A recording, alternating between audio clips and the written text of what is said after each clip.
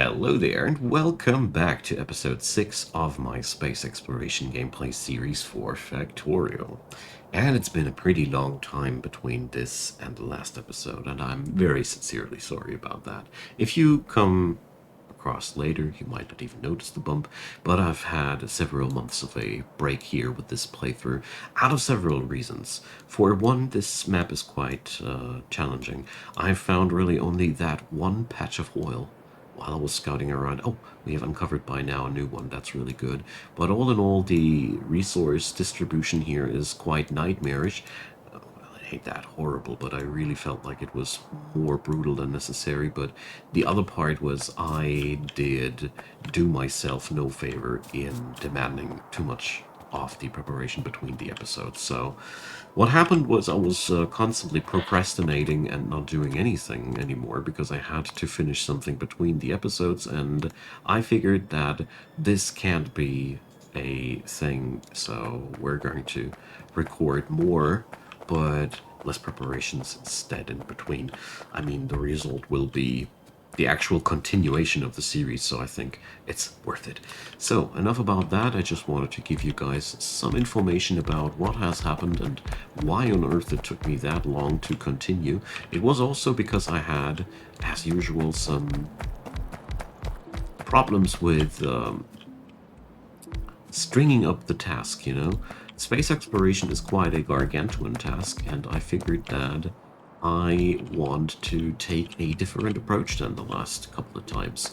So instead of going for a huge backbone of a mall this time, I'll be doing my best to keep my footprint as minimal as possible, due to several reasons. I don't know what I will need in larger amounts as of yet. So if I be putting up a big bad mall for myself, I might be just doing myself no favor because I might be producing way too much of one kind. There was an episode, or a couple of episodes, when I was trying to beat C Block, where I manufactured way too many mud bricks of sorts, and before I knew it, I had spent so many hours just building nonsense that I didn't need in those proportions. And yeah, what has happened out of that was for me a lesson that I really need to scope things according to the necessities. So, in short, I want to build a minimalistic mall here that will get us into space, but after being in space, I want to calibrate what I need in which amounts. You know, currently I have really no clue what the tasks will be up there, and it'll be nonsensical to build a huge rig for something that I probably won't be needing. Okay, so much as a intro for this episode. I'll be uploading more episodes now. Well, I'll do my best about that, but we're going to document the entire process of this factory due to that. I wanted to cut it a little bit shorter, but I figured two things about that. For one, it's just not my style. I do like to talk about what I'm thinking in between what I'm building. That doesn't work, sadly. Do we have red belts already?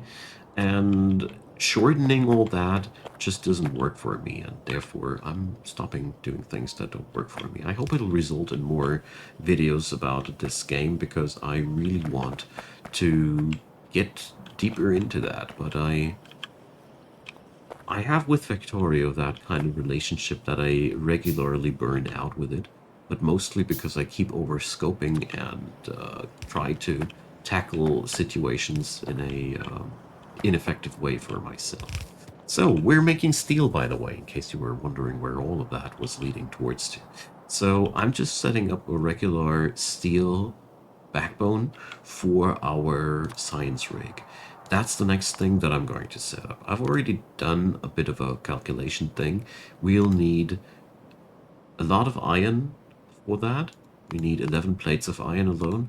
And here we'll need the entirety of the iron belt here as well. So we're going to need more iron than that, but we're going to need also steel. And steel, well, we're going to produce 3 steel per second. I have coded that up here together. It's a pretty simple thing. We're going to need a real huge load of inserters and furnaces though. So it's a very simple thing. We're going to make a regular furnace stack, but we're also going to feed it back to itself. The big question here for me is just where will we put that?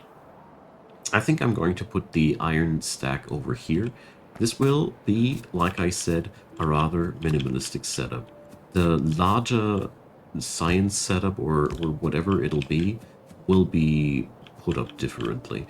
So let's get that done. We're going to need 1 string of belt for iron. That'll be the input for that. And we're going to need that, of course.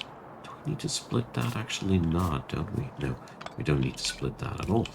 So these will be just regular iron ore smelter thingies. So with the twist that they're going to get their product put into another furnace. So let's see, we have our fuel distribution line up here. So since I like orderly things, sometimes, or at least I try to pretend I do. So this will be our input for the fuel. So that's how we're going to do it. The tricky part about this setup is, well, for most of the experienced players, it'll be not tricky at all. But the tricky part is that you need fuel input on 2 sides, and that's a little bit unusual. So we're going to make it flow like that. So here we're also working with double belts. That's going to be 1 belt for picking up fuel, 1 belt for putting out steel. So here we're going to have the setup just look like that. And on this side, it'll look a little bit different because we'll have to use these, that, and we'll have these.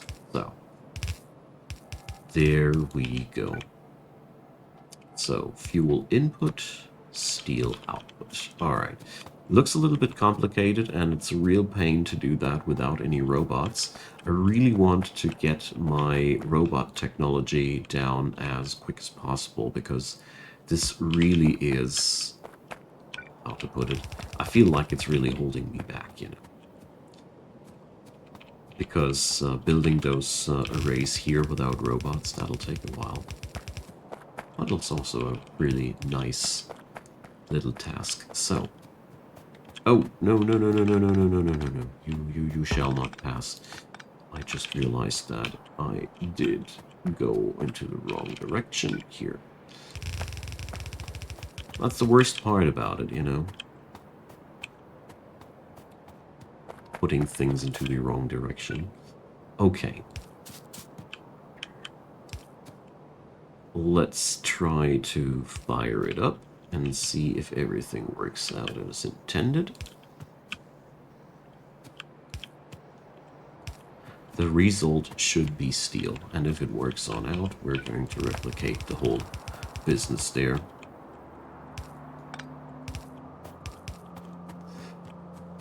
So, the inner belt is for the fuel, right?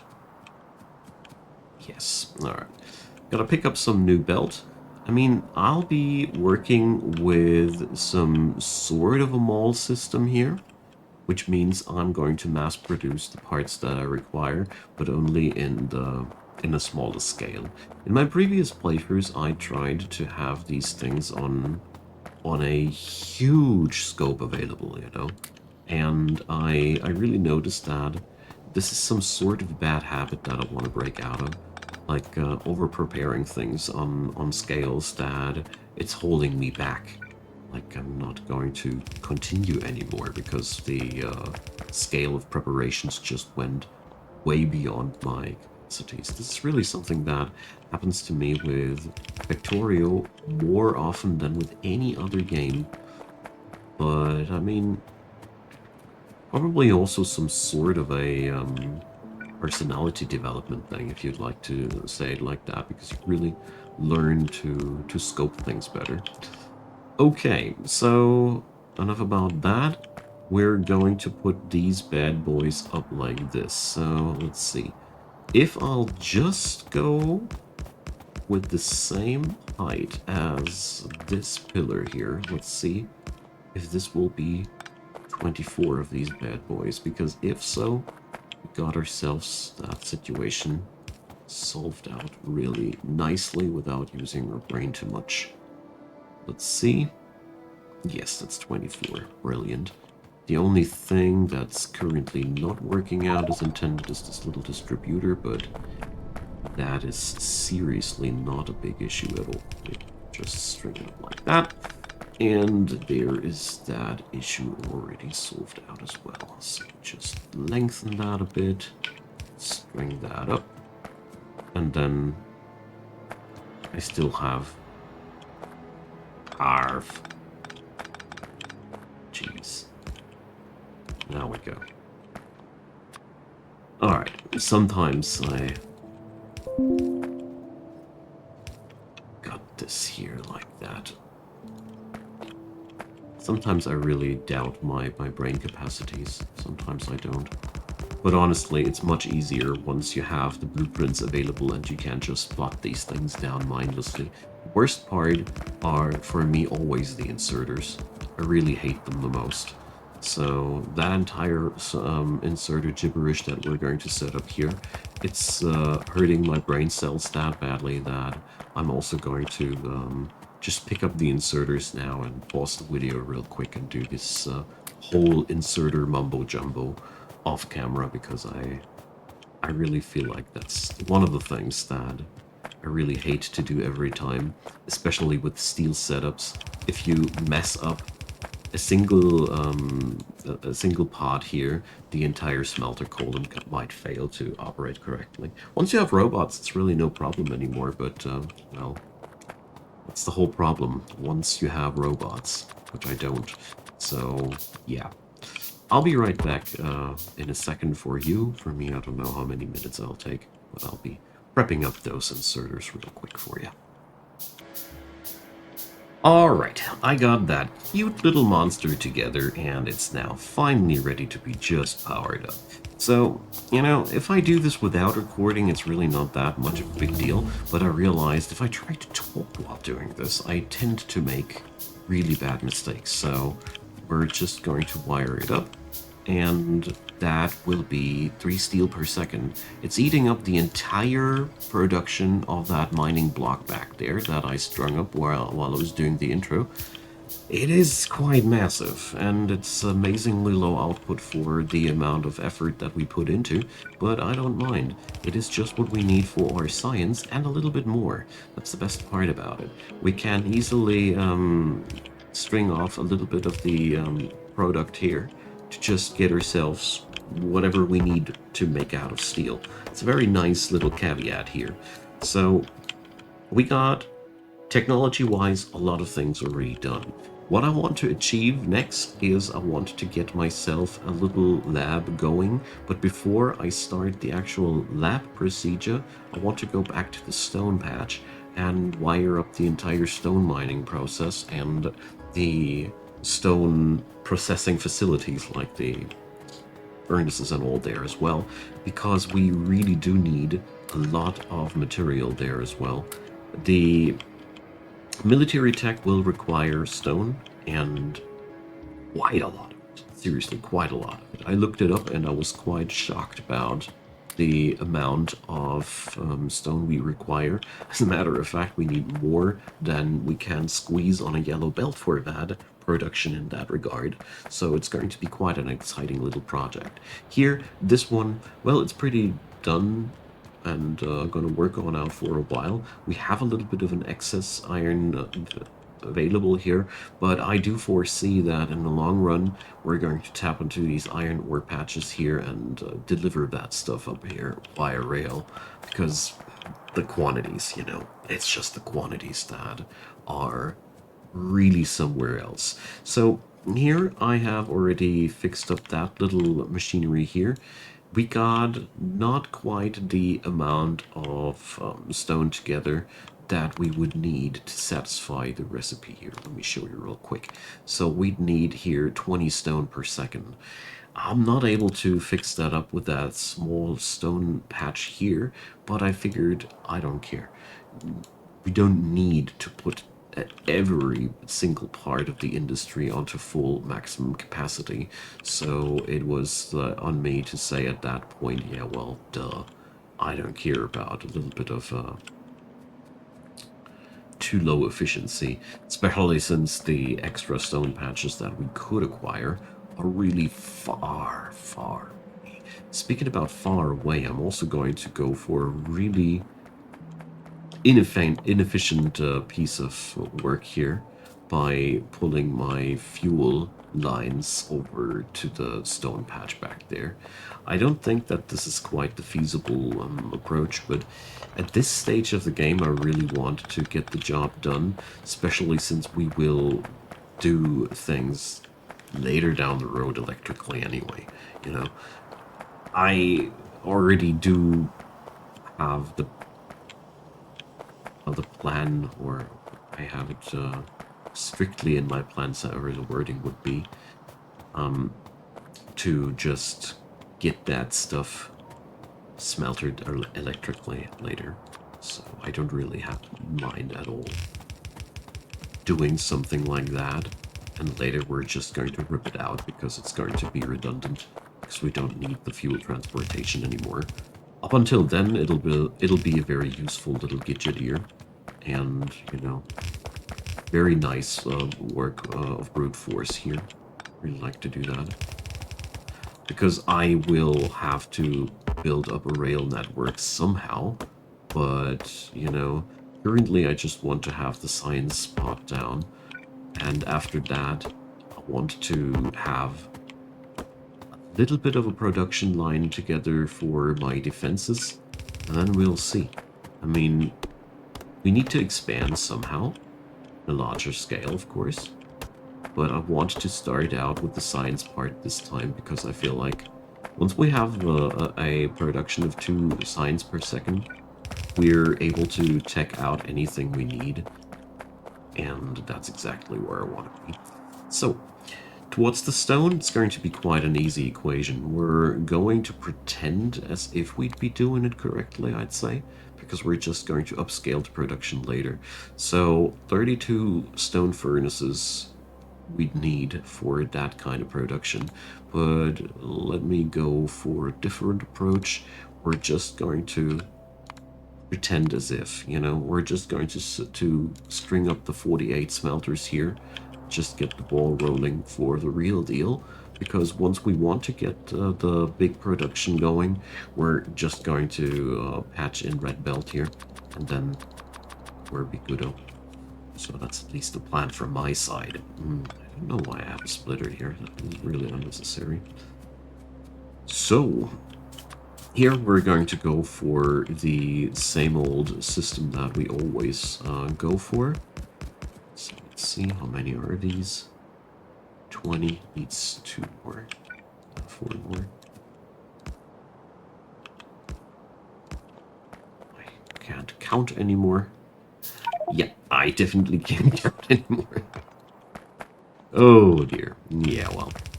So, sometime sooner or later in the future, we're going to make that a piece of red belt, and that'll lead to a full capacity on that thing. The only thing left then is to string up enough stone to get the full capacity going too, but that's another day's business. So there we go.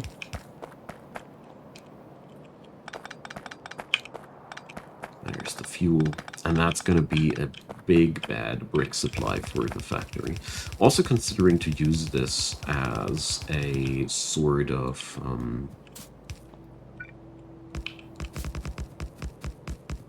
way to produce myself a lot of flooring material, you know.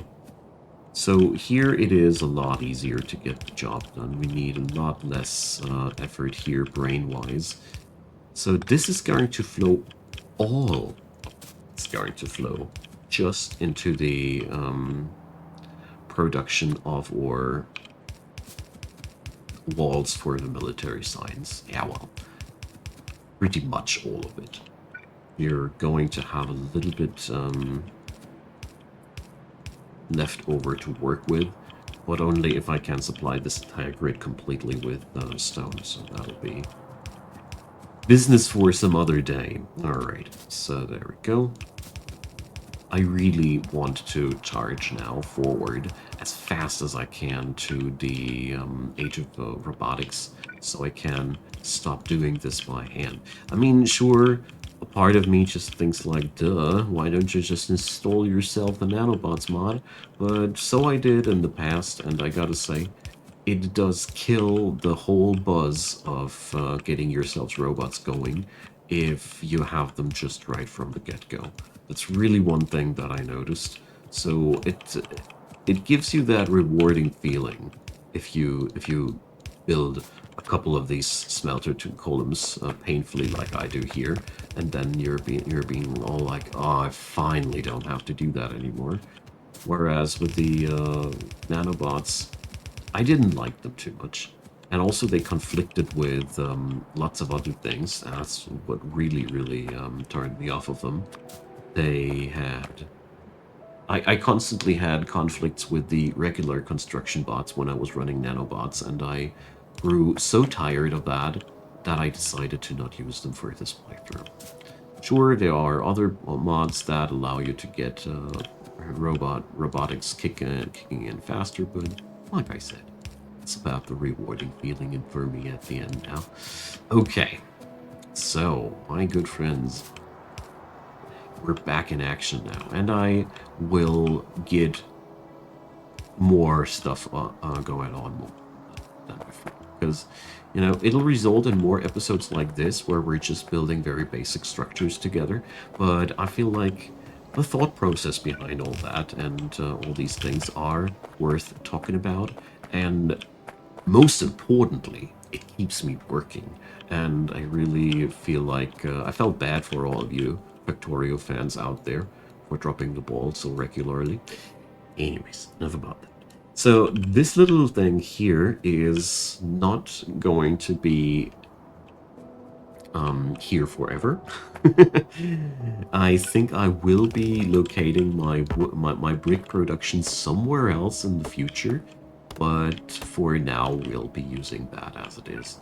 I think it's going to last through the entire sciencing phase. Probably not, probably yes, we'll see about that. But I'm really happy that we got these, because that means I have now all the materials together that we require for our lab. I think I got everything I needed, so that's a really big step forward. I will have to work a little bit in between on my mall as well, because we do need rails, and this is for me so far the biggest road bump up ahead, because that little mining field that we just been working with has meager 400,000 rock. It's really almost nothing. And yeah, we're going to work with that for the time being, but I can already foresee that this won't be enough for longer periods of time. And also, since this is a hostile world, I need to prep up some defenses here, so let's whip up some gun turrets. This little outpost here is just producing low-tier ammo and gun turrets, nothing special, but I really had to put up some defenses on my premises lately. But one good thing about this whole operation here, we're working here inside of the forest, basically. So that keeps the pollution cloud pretty far away from our operations. That's a big advantage, you know. It's a really big advantage for us, because that means the biters will need a lot longer until they feel like they need to chomp down this place. Which is pretty good, because I'm really far away from feeling confident with my defenses, let alone leaving my base alone for a longer period of time. I really don't like that idea or that thought. And you might notice here that I am really putting up a lot of gun turrets here. So I do value my little smelter columns, and that's why I'm pumping up this place here with a lot of ammo as well. There we go. So this is not really safe.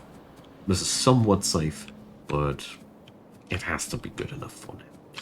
So what's next on the plate? So we have to find out now where I'll be putting down my lab. Because, you know, this little factory here will be running out of juice pretty soon. We don't have any bigger mineral deposits here in any means. This entire area here grows has a little bit of stone here, but apart from that, here's a tiny patch of copper, hardly worth the effort to put it up. Here down there we get ourselves some stone. That's a big iron patch, but all in all, the immediate vicinity of our starter base is really, really scarce of material. I'm super happy to see that in between my efforts in putting down all the raiders, I did all that in between. I have uncovered one oil deposit that we can actually access without needing to go all somewhere. I was already considering bringing some landfill up. Oh, look at that. There's even here more of that. But all in all, the question now remains, where will I work my material? And I think the most attractive spot that I am seeing right here seems to be this area here. Here we have a lot of leeway into that direction to build up stuff. We even have a bit of trees that we can keep for pollution mitigation, but most importantly, we have easy access to water, which is really good for the chemical science because we need to cook up some plastics and sulfur for that. It also relieves me of the immediate problem what to do with those tiny this tiny stone patch here. I'm going to mine it. That's what I'm going to do. But yeah. So that's where the entire project will flow towards to. I will need to put up a mini mall at the entrance of this base there, because it is clear that the materials of this little outpost will run dry very, very soon. I mean, alternatively, I could string up some extra metal intake and get and infuse this thing with some extra life, but I'm not quite sure if it'll be worth it. For now, it puts out what I need: assemblers, inserters, belts, and these things, you know. But I can clearly see that this won't get me that far. Anyways, we're going to transport our material now to the location where I want to work with it. I think I'm going to let this stuff flow just in a 90-degree angle down here. So down here, and then a 90-degree angle there. And then we're going to work into this direction with it. I have to think about railway connection in a bigger picture. But considering these things, we can just railway them up here and put out and put something here down, because here that will be free someday soon. Yeah, looks good. The only thing that I'm a little bit worried about still is, where is my copper, dude? Like, seriously, I still am looking for a bigger patch of copper, and I don't see any around. That's really, really bothersome, but I'll be... Look at that. There's no copper anywhere. This is really brutal. This map has really its kinks. But, well, we got 700 grand of copper. We're going to find some new copper until then. But it's absolutely clear when I look on this map that we'll have to work with rails one way or another. This map has to be working with rails very soon, very early. I had maps where it wasn't that important early, but here it totally is. I cannot envision any form of future for this factory without getting the materials delivered somehow via rails. That means I think it would be a very good thing to go deeper south with my radars, because, you know, if I have a rail transportation in this area already, I might as well deliver that stuff north towards me here. Okay, but that's more of a like an outro thing for today's episode. I hope you enjoyed this one. I really, really am glad to be back. We're going to continue next episode with setting up the lab, and I envision kind of a little of a bridgehead, so to say, of sorts that provides me materials that'll fork off material from the lab and produce stuff for me. Basically a mini mall that will grab away material from the lab and provide me with the stuff that I need. And once all the expansionary materials are built, that mall provides all the material again back to the sites. I think that should be a pretty nifty way of doing things. So my good friends of factory building, I am happy you've been around. Leave me a comment if you enjoyed or whatever is on your mind. I always love hearing from you. And as usual, leave a thumbs up, consider subscribing, and last but not least, consider checking out Patreon, PayPal, or Buy Me a Coffee. I really, really enjoy any of these as the best ways of supporting the channel, because no fees and most of your donation reaching me directly. Last but not least, thanks so much to all the supporters of the channel. You really help me out a lot, and I deeply, deeply appreciate it. That all being said, have a wonderful day. Thanks for still hanging out here with me, because that means you went through all the ad rolls and all the things that I had to say.